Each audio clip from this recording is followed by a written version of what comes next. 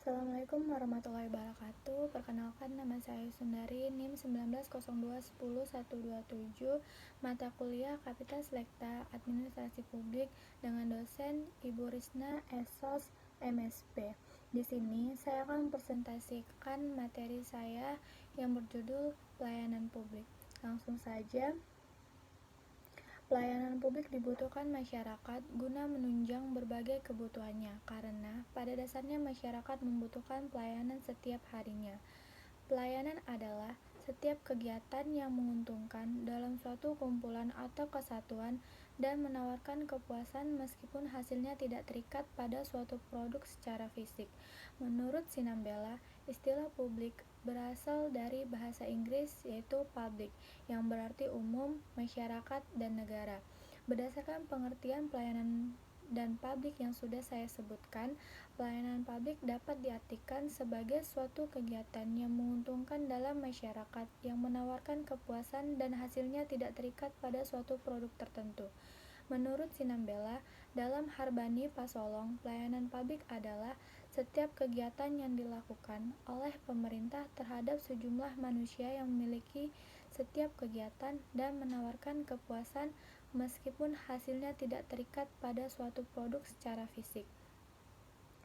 Definisi pelayanan publik menurut Keputusan Menteri Pendayagunaan Aparatur Negara atau disingkat Kemenpan Nomor 63 Tahun 2004 tentang Pedoman Umum Penyelenggaraan Pelayanan Publik merupakan segala kegiatan pelayanan yang dilaksanakan oleh penyelenggaraan pelayanan publik sebagai upaya pemenuhan kebutuhan penerimaan pelayanan maupun pelaksanaan ketentuan perundang-undangan.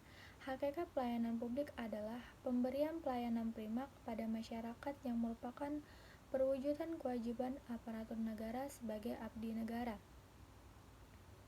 Selanjutnya ada tujuan pelayanan publik.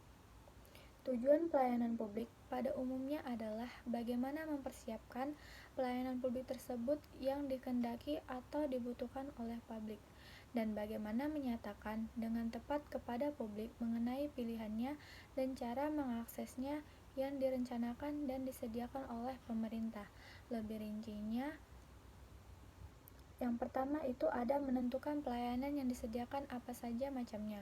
Yang kedua, memperlakukan pengguna layanan sebagai customer. Yang ketiga, berusaha memuaskan pengguna layanan sesuai dengan yang diinginkan. Yang keempat, mencari cara penyampaian pelayanan yang paling baik dan berkualitas. Yang kelima, menyediakan cara-cara bila pengguna pelayanan tidak ada pilihan. Selanjutnya ada jenis-jenis pelayanan publik. Peningkatan kualitas pelayanan publik mengandung makna adanya perubahan mutu, kondisi, dari keadaan sekarang ke mutu yang lebih baik. Jadi, kualitas dalam hal ini bersifat dinamis menyesuaikan dengan perkembangan situasi dan kondisi masyarakat. Kemenpan Nomor 63 Tahun 2004 tentang Pedoman Umum Penyelenggaraan Pelayanan Publik mengelompokkan 3 jenis pelayanan dari instansi pemerintah serta BUMN atau BUMD. Pengelompokan pelayanan tersebut didasarkan pada ciri-ciri dan sifat kegiatan serta produk pelayanan yang dihasilkan, yaitu yang pertama, ada pelayanan administratif. Adalah jenis pelayanan yang diberikan oleh unit pelayanan berupa pencatatan, penelitian, pengambilan keputusan, dokumentasi, dan kegiatan tata usaha lainnya yang secara keseluruhan menghasilkan produk akhir berupa dokumen. Contohnya itu ada pelayanan dalam pembuatan KTP, SIM, paspor, sertifikat tanah, dan surat izin lainnya. Yang kedua itu ada pelayanan barang. Pelayanan barang adalah pelayanan yang diberikan oleh unit pelayanan berupa kegiatan penyediaan atau pengolahan barang berwujud fisik termasuk distribusi dan penyampaiannya kepada konsumen langsung sebagai unit atau individu dalam suatu sistem. Kegiatan tersebut menghasilkan produk akhir berwujud benda atau fisik. Contohnya pelayanan listrik dan air bersih. Yang ketiga ada pelayanan jasa. Adalah jenis pelayanan yang diberikan oleh unit pelayanan berupa sarana dan prasarana serta penunjangnya. Produk akhir berupa jasa yang mendatangkan manfaat bagi penerimanya secara langsung dan habis terpakai dalam jangka waktu tertentu. Contohnya, pelayanan yang diberikan dokter di rumah sakit, pelayanan perbankan, pelayanan pos, dan pelayanan pemadam kebakaran. Berdasarkan Kemenpan Nomor 63 Tahun 2003 disebutkan bahwa untuk dapat memberikan pelayanan yang memuaskan bagi pengguna jasa, penyelenggaraan pelayanan harus memenuhi asas-asas pelayanan. Adapun asas-asas pelayanan yaitu yang pertama ada transparansi, kedua akuntabilitas, ketiga kondisional, keempat partisipatif, kelima kesamaan hak, dan keenam keseimbangan hak dan kewajiban. Selanjutnya ada prinsip-prinsip pelayanan publik. Sendi-sendi tata laksana pelayanan umum pada hakikatnya merupakan penerapan prinsip-prinsip pokok sebagai dasar yang menjadi pedoman dalam perumusan tata laksana dan penyelenggaraan kegiatan pelayanan umum.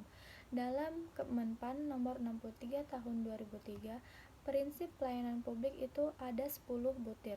Prinsip pelayanan publik yang menjadi pedoman dalam instansi pemerintahan untuk memberikan pelayanan yang baik kepada masyarakat. Berikut ini akan saya jelaskan ke-10 prinsip pelayanan publik. Yang pertama ada kesederhanaan prosedur pelayanan publik, tidak berbelit-belit, mudah dipahami dan mudah dilaksanakan. Yang kedua itu ada kejelasan, persyaratan teknis dan administratif pelayanan publik, unit kerja atau pejabat yang berwenang dan bertanggung jawab dalam memberikan pelayanan dan penyelesaian keluhan persoalan sengketa dalam pelaksanaan pelayanan publik. Rincian biaya pelayanan publik dan tata cara pembayaran. Yang ketiga, ada kepastian waktu pelaksanaan pelayanan publik dapat diselesaikan dalam kurun waktu yang telah ditentukan. Keempat, akurasi produk pelayanan publik diterima dengan benar, tepat, dan sah. Yang kelima, keamanan proses dan produk pelayanan publik memberikan rasa aman dan kepastian hukum. Yang keenam, tanggung jawab pimpinan penyelenggara pelayanan publik atau pejabat yang ditunjuk bertanggung jawab atas penyelenggaraan pelayanan dan penyelesaian keluhan atau persoalan dalam pelaksanaan pelayanan publik. Kelengkapan sarana. Yang ketujuh, kelengkapan sarana dan prasarana, tersedianya sarana dan prasarana kerja, peralatan kerja dan pendukung lainnya yang memadai termasuk penyediaan sarana teknologi, telekomunikasi, dan informatika telematika. Yang kedelapan, kemudahan akses tempat dan lokasi serta sarana pelayanan yang memadai, mudah dijangkau oleh masyarakat, dan dapat memanfaatkan teknologi telekomunikasi dan informatika. Yang kesembilan, ada kedisiplinan, kesopanan dan keramahan pemberian pelayanan harus bersikap disiplin, sopan, dan santun, ramah, serta memberikan pelayanan dengan ikhlas. Yang kesepuluh, kenyamanan lingkungan pelayanan harus tertib, teratur, disediakan ruang tunggu yang nyaman, bersih, rapi, lingkungan yang indah, dan sehat, serta dilengkapi dengan fasilitas pendukung pelayanan seperti parkir, toilet, tempat ibadah, dan lain-lain. Selanjutnya, ada faktor-faktor yang mempengaruhi pelayanan. Pelayanan yang baik pada akhirnya akan mampu memberikan kepuasan kepada masyarakat. Pelayanan yang optimal pada akhirnya juga akan mampu meningkatkan image organisasi sehingga citra organisasi di mata masyarakat terus meningkat. Menurut Kasmir, faktor utama yang mempengaruhi pelayanan adalah sumber daya manusia. Artinya, peranan manusia yang melayani masyarakat merupakan faktor utama karena hanya dengan manusialah pelanggan dapat berkomunikasi secara langsung dan terbuka. Menurut Brata, bahwa kualitas pelayanan terbagi menjadi dua bagian, yaitu kualitas pelayanan internal dan eksternal. Masing-masing bagian tersebut dipengaruhi oleh beberapa faktor yang cukup penting, yaitu yang pertama, faktor yang mempengaruhi kualitas pelayanan internal atau interaksi pegawai organisasi, yaitu pola manajemen umum organisasi, penyediaan fasilitas pendukung, pengembangan sumber daya manusia, iklim kerja, dan keselarasan hubungan kerja, serta pola insentif. Yang kedua, faktor yang mempengaruhi kualitas pelayanan eksternal atau pelanggan eksternal, yaitu pola layanan dan tata cara penyediaan layanan, pola layanan distribusi jasa, pola layanan penjualan jasa, dan pola layanan dalam penyampaian jasa.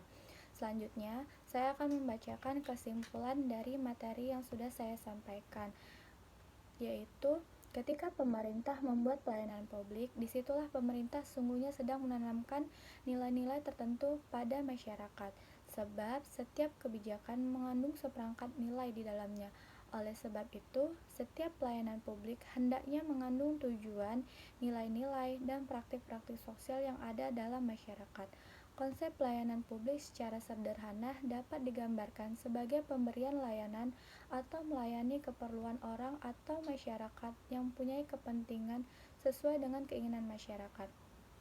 Pada umumnya, untuk mencapai hal ini diperlukan kualitas pelayanan sesuai harapan dari masyarakat, mengingat bahwa tujuan negara adalah untuk mensejahterakan rakyatnya, sehingga perlu adanya penerapan hak asasi manusia untuk mensejahterakan hidup rakyat. Demikian hasil dari presentasi saya, kurang dan lebihnya saya mohon maaf. Saya akhiri, wabillahi taufiq walhidayah. Wassalamualaikum warahmatullahi wabarakatuh.